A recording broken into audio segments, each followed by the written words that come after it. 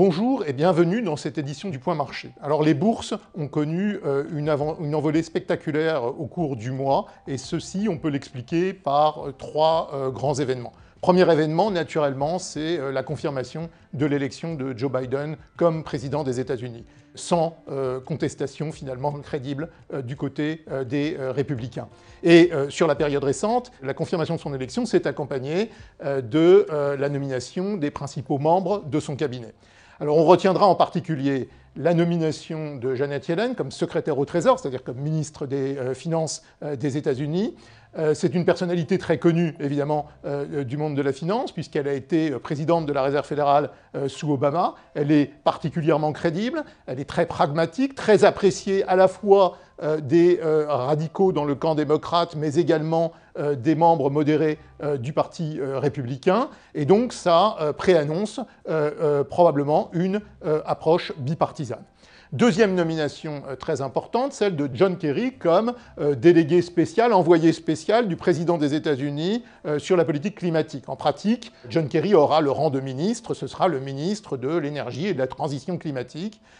Et sa nomination, bien sûr, signe le retour des États-Unis sur la scène internationale, dans les accords de Paris, et d'un point de vue de portefeuille, et bien évidemment, ça va doper tous les produits et toute la thématique ESG sur laquelle les États-Unis sont très en retard. Enfin, dernière nomination importante, celle d'Anthony Blinken, comme Secretary of State, c'est-à-dire comme ministre des Affaires étrangères. Il a occupé le poste d'adjoint au Secretary of State qu'était John Kerry dans les 2 dernières années de la mandature Obama, donc il connaît très bien les dossiers internationaux.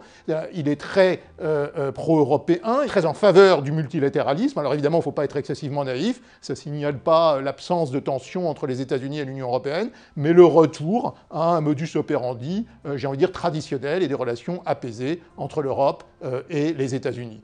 Et dans l'ensemble, la nomination de son cabinet confirme une approche centriste sur le plan intérieur et le retour des États-Unis sur la scène internationale. Alors ceci dit, je signalerai simplement une chose, c'est que tout n'est pas encore joué du côté de la politique économique aux États-Unis, puisque le Sénat est toujours en jeu, il y a 2 postes à pourvoir, on connaîtra l'issue de ces élections le 5 janvier.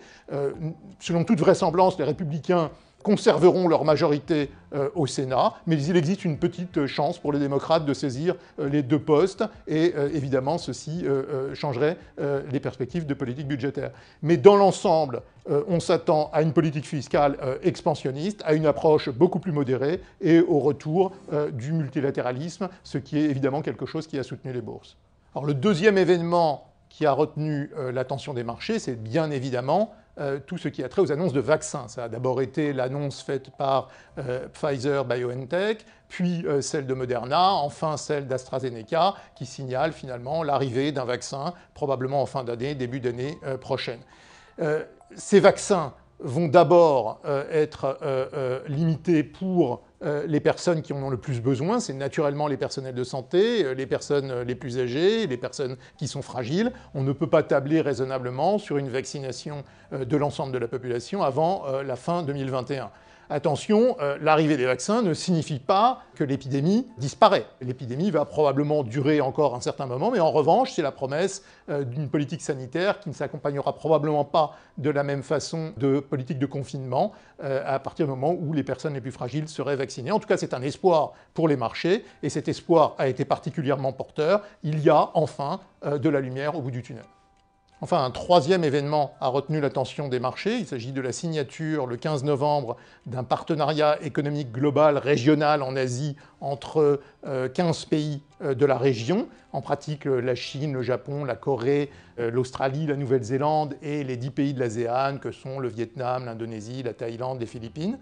Il s'agit du plus grand ensemble de pays concernés par un accord commercial, puisque ces pays pris dans leur ensemble représentent 30% du PIB mondial et 30% de la population mondiale. Eh bien, dans une période où le commerce mondial a été mis à mal, eh bien, c'est plutôt une bonne nouvelle qui signale que le multilatéralisme n'est pas mort et que le commerce mondial a encore de beaux jours devant lui.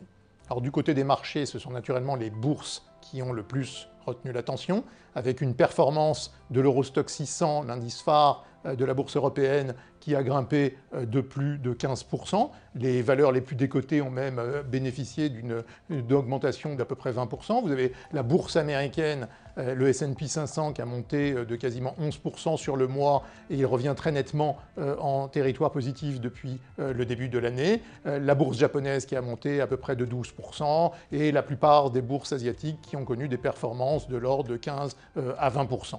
Dans l'environnement des taux d'intérêt, les taux d'intérêt américains ont un peu fluctué dans le cours du mois, mais au final, le taux 10 ans américain finit le mois à peu près au niveau où il l'avait commencé. Les taux des pays du cœur de la zone euro ont à peine bougé. En revanche, les écarts de taux d'intérêt des pays périphériques à l'Allemagne, ce qu'on appelle les spreads périphériques, se sont bien resserrés dans le courant du mois, portés par les espoirs d'une politique de la Banque centrale européenne encore plus accommodante. Le dollar, dans l'environnement des taux de change, le dollar qui a assez nettement baissé, d'à peu près 2-3% en moyenne vis-à-vis de l'ensemble des devises. Et vous avez l'euro-dollar qui frôle désormais les 1,20 $. Certaines devises, portées par les matières premières, se sont appréciées davantage vis-à-vis du dollar. Du côté des matières premières, on signalera que le pétrole a grimpé de façon assez nette avec les espoirs de reprise de la demande globale. Vous avez le prix du pétrole qui est désormais proche de 48 $ pour ce qui est du prix du Brent. Et vous avez l'or dans cette phase de retour finalement vers les actifs risqués qui a nettement baissé, passant de plus de 1900 $ l'once à moins de 1800 $ l'once dans le courant du mois. Alors dans cet environnement, à quoi faut-il s'attendre? Les investisseurs au mois de novembre se sont très nettement repositionnés sur les actifs risqués et sur les matières premières. Ceci dit, l'exposition au risque dans les portefeuilles est toujours très inférieure à ce qu'elle était avant l'épidémie.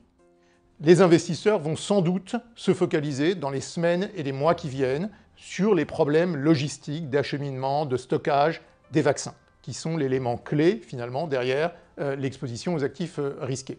Mais le contexte est un contexte économique favorable. Par-delà les fluctuations conjoncturelles qu'on va connaître, puisqu'on va connaître une contraction de l'activité économique au 4e trimestre en Europe, les États-Unis connaîtront peut-être un trou d'air au 1er trimestre en lien avec l'épidémie. Si on se projette à un horizon un peu plus long, on a une reprise de l'activité économique dans la plupart des pays, et qui plus est, des banques centrales qui promettent de maintenir des politiques accommodantes pendant encore longtemps. Donc ça va maintenir les taux d'intérêt à un niveau très faible, les liquidités très abondantes, et ça, en plus de la reprise cyclique, c'est un facteur additionnel de soutien aux actifs risqués, et en particulier aux valeurs cycliques, aux valeurs qui ont été les plus décotées dans le courant de cette crise. Dans l'ensemble, vous l'aurez compris, on peut encore connaître quelques à-coups de marché en raison des fluctuations conjoncturelles, mais le cycle est porteur pour les actifs risqués. Restez néanmoins prudents. Rendez-vous au point marché du mois prochain. Bonne fête de fin d'année.